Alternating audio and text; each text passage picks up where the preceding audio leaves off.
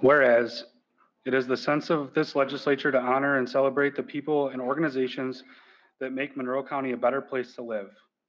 And whereas, attendant to such concern, these legislators are justly proud to honor Michael E. Pollock, retired EMT and lieutenant, for his nearly 35 years of service to both the Brighton community and Monroe County.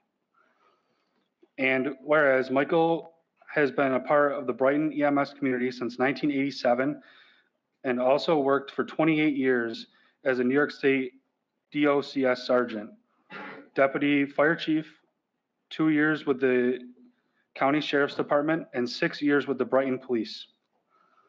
And whereas he volunteered for 25 years with the Monroe County Office of Emergency Preparedness, Radiological Chemical Response Team in a supervisory role. And whereas Michael has saved many lives over the years, even while off duty, including rescuing an electrocuted senior citizen and an infant who was in respiratory arrest. And whereas he helped to ensure that EMTs statewide are considered essential workers during the pandemic and beyond. And whereas Michael continues to aid his community by advocating on behalf of EMS workers, serving on the board of directors of Brighton Volunteer Ambulance, the Society for Total Emergency Programs, or STEP Council of the Genesee Region, the New York State EMS Memorial Committee, and as a senior advisor to Ezra's Nashim, the only all-women Orthodox Jewish EMS service in the United States. And he secured over $500,000 in funding to expand the Brighton Volunteer Ambulance base.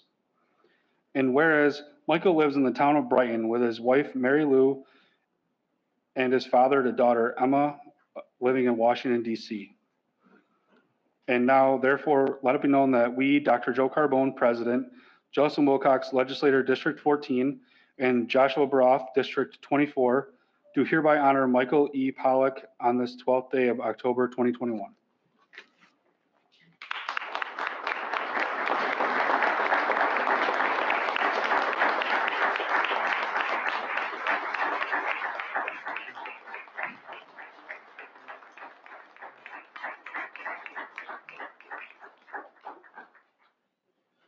I'm humbled by this honor. I appreciate the recognition. I do what I love, and I love community service. I love public service. It's what I've done my entire adult life, and even when I was younger. I'm going to ask that in the future, the legislature keep in mind, especially for EMS, funding is an issue.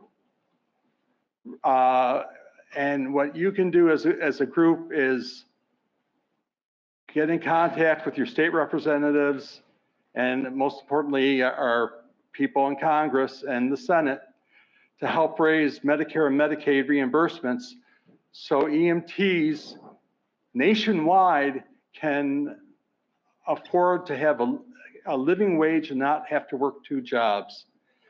Right now,